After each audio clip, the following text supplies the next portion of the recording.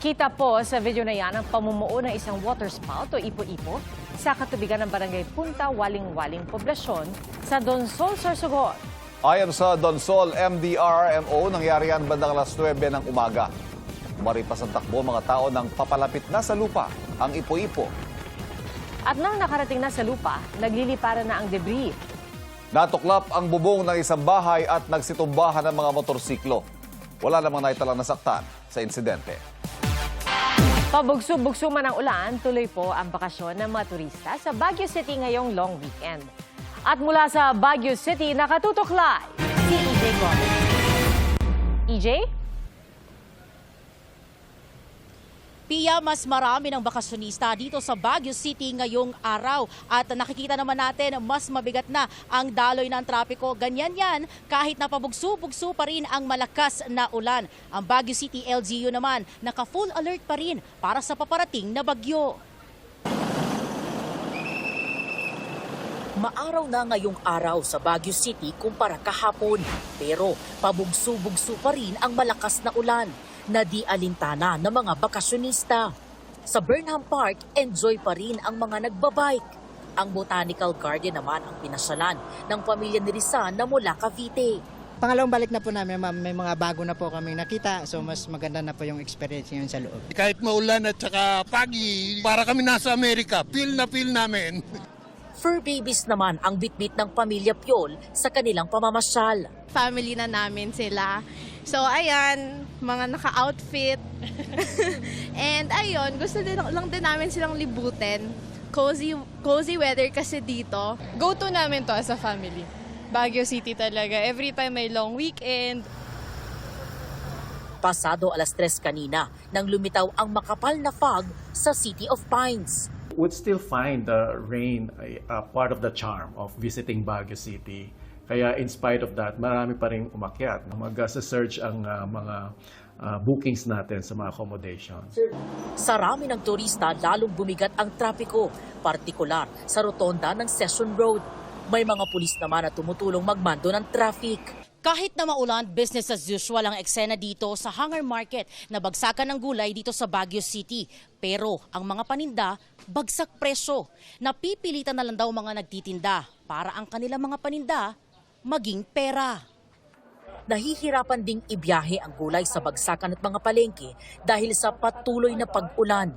Kaya maraming panindang gulay ang nabubulok na lang. Yung mga celery, bulok, tapos mga pipino, walang masyadong bibili kasi ulan ng ulan, matumal. Patuloy naman ang pag-aayos ng mga nasirang kalsada gaya sa Upper Session Road para maibsan ang mga posibleng soil erosion at pagguho ng lupa. May crew tayo na umiikot and then may monitoring tayo with all the 128 barangays. And then we have also set up a virtual EOC, Emergency Operations Center, para mas madali ang reporting system natin. Bumubuhos ngayon, balik-balik. Pia, sa mga oras na to, nasa 18 degrees Celsius ang temperatura dito sa Baguio City. At ayon sa Baguio City DRRMO ay binuksan na sa mga motorista ang Cannon Road kaninang umaga. At ito, kahabaan ng Magsaysay Avenue, mas mabigat ang daloy ng trapiko. Malapit ito doon sa Session Road, 2 oras bago magbukas ang night market at pabalik-balik ang malakas na ulan. Yan ang latest mula rito sa Baguio City. Pia? Maraming salamat, EJ Gomez. Nagbuga ng usok at nagliwanag ang crater ng Bulkang Kanlaon. Ayon sa PHIVOLCS, ang naturang superheated plume activity ng bulkan kagabi, indikasyon na umaakyat ang magma sa bunganga ng bulkan. Tumagal yan ng halos 1 oras. Mag-aalas 11:30 ng umaga kanina, nagbuga ng usok ang bulkan na may taas sa 150 meters. Pasado alas 3 naman ngayong hapon, muling nagbuga ng abo ang bulkan. Nananatili sa Alert Level 2 ang Bulkang Kanlaon. Bawal pa rin ang pagpasok sa 4-kilometer radius permanent danger zone.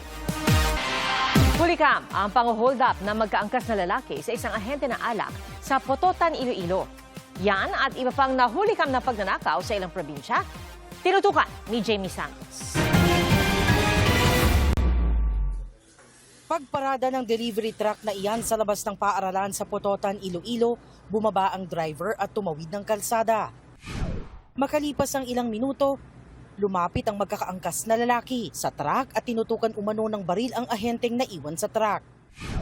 Nag-declare kang hold up. Kag dito nakuha sa ila ang isa ka knapsack nga color black, isa ka sling bag nga color black man containing amounting to 21,000. Tumakas ang dalawang salari na patuloy pang tinutukoy ng pulisya. Tinutukan naman ng patalim ang babaeng ito habang papasok sa gate ng kanilang bahay sa Bacolod City. Tinangay ng riding in tandem ang cellphone at 30,000 pesos ng biktima. Sa ilang mga background namin, mga record na sila, pero continuously gina-check natin. Manhunt operation pa kami. Maging ang mga panabong ng manok hindi nakaligtas sa mga kawatan. Sa Pagadian City, tinangay ng 3 magkakaangkas ang 2 manok. Natagpuan kalaunan ng sinakyan nilang motorsiklo na pag-alamang nakaw din pala. Ayon sa may-ari ng mga manok, menor de edad ang mga nagnakaw. Nakausap na niya ang ina nito pero hindi na nabawi ang mga ninakaw na manok. Balak ng biktima na magsampa ng reklamo. Sa Davao City naman, nahulikam din ang pasimpleng pagpuslit ng isang lalaki sa panabong na manok na itinago niya sa suot na jacket. Inaalam pa ng mga otoridad ang pagkakakilanlan ng mga kawatan na agad sumibat sakay ng motorsiklo. Jamie Santos, Nakatutok, 24 Oras. Naging makulay at matamis ang pagdiriwang ng pista sa isang bayan sa Nueva Ecija. Tampok ang pinagmamalaki nilang puto kalamay. Kain tayo sa pagtutok ni JP Soriano. Singtamis ng kalamay ang ngiti ng mga residente ng San Leonardo sa Nueva Ecija sa kanilang pagdiriwang ng Kalamay Festival. Nabahagi ng pagdiriwang ng pista ng kanilang patrong si San Bartolome Apostol. Isa sa highlight ng Kalamay Festival, ang cooking contest para sa ipinagmamalaki ng bayan na putong kalamay. A for effort ang bawat booth at kubo. Kanya-kanyang version ang bawat kalahok. May putong kalamay na sinimplehan lang, kulay puti na nilagyan ng toppings na latik. At meron ding kulay ube na may topping naman ng nyug. Pinakamahirap po niyan yun sa paghahalo-halo. Tila nahirapan nga ang mga hurado kung sino ang mananalo. Sasarap lahat kasi nga bihira lang kayo makatikim ng kalamay dahil sa hirap ng paggagawa niya. Nagpasalamat din ang kanilang kura paroko dahil matapos ang ilang araw na pagulan, tila umayon ang panahon sa kanilang pagdaraos. Habang nagdiriwang tayo, sumisikat ang araw. Amen! JP Soriano, Nakatutok, 24 Oras.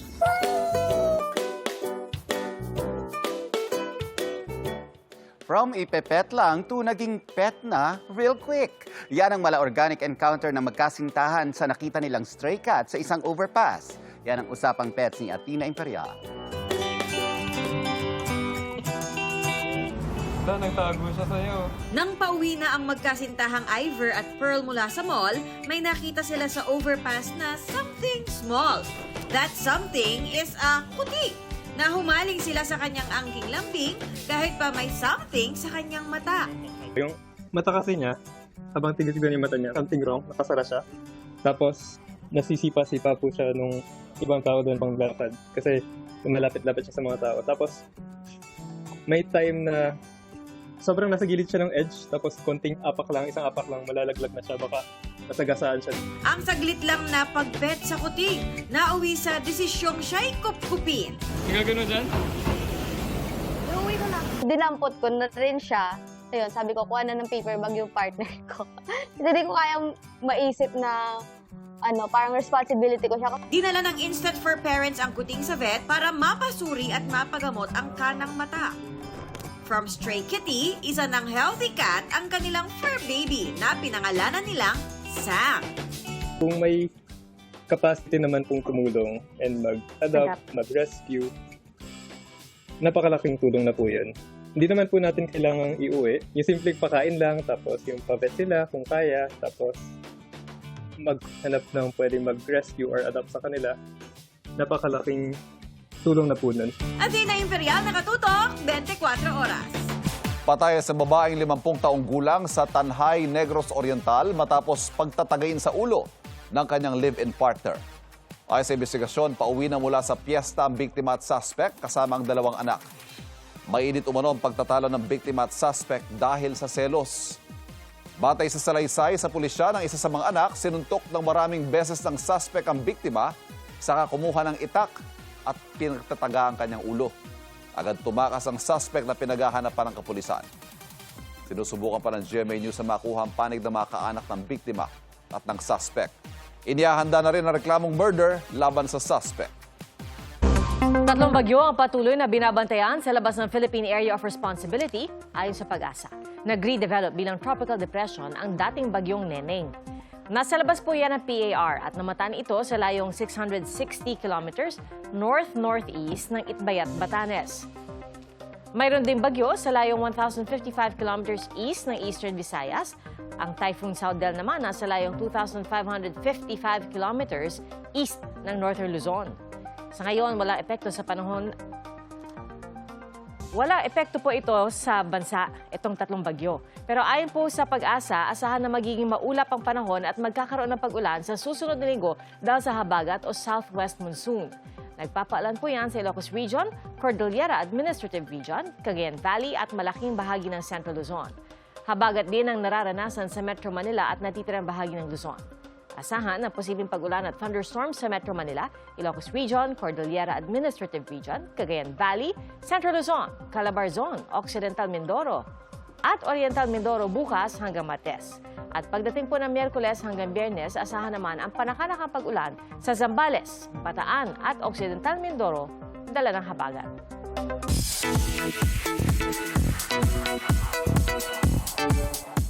Something unusual ang magiging itsura at karakter ni Kapuso Drama King Dennis Trillo para sa kanyang upcoming Kapuso Action Series na Hari ng Tondo.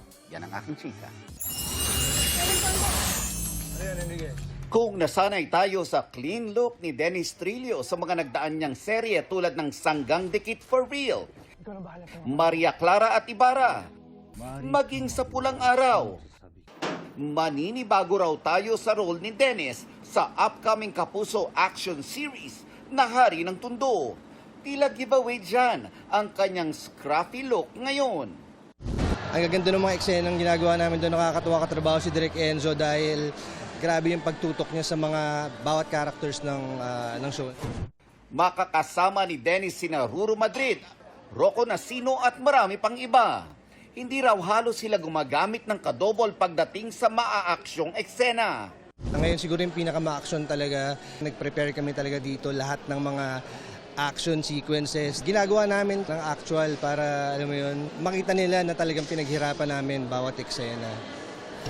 Bukod sa Hari ng Tondo, magbabalik studio rin si Dennis kasama ang misis na si Jenilyn Mercado para sa kanilang collab na kanilang YouTube music channel. Malapit na magawa yung studio namin and ayun, mapapanood ulit nila yung collab, makagawa ulit kami ng mga contents ulit.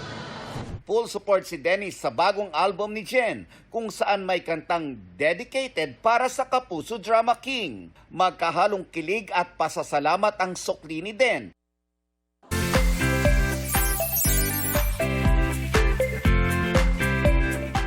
Salamat, Nelson.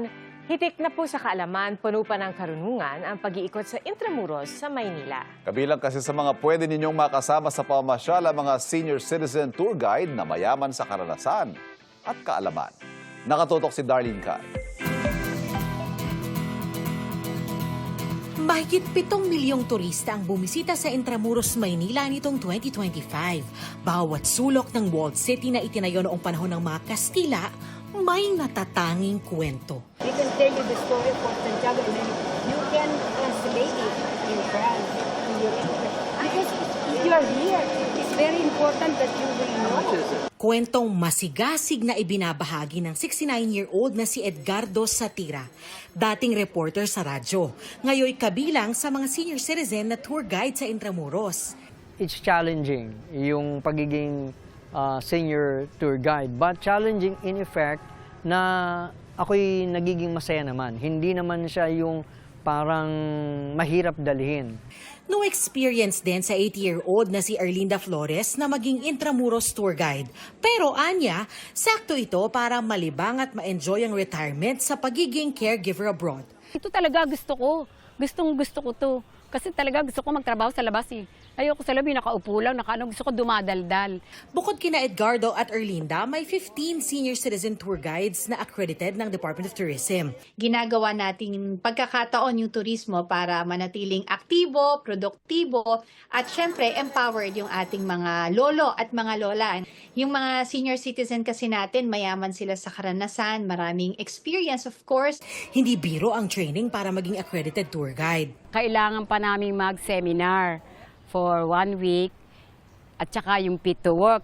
Para malaman namin kung ano yung dapat na pakihirap sa mga turista, paano yung kinakailangang i-review namin na history of Intramuros. Basta't kayo po ay merong passion, may willingness na matuto, physically fit, at ang pinaka-importante sa lahat, marunong makipagkwentuhan at magaling magkwento tungkol sa kasaysayan ng ating bansa. Pasok na pasok po kayo dito sa programa ng Department of Tourism. Satisfaction guaranteed ang serbisyo nila para sa ilang turista. He has a lot of knowledge and he demonstrates a lot of patience as well to tell the history around. It's pretty cool to see like a guy from that age and then really sharp memory and yeah, always smiling. Darlene Kai, Nakatutok, 24 Oras.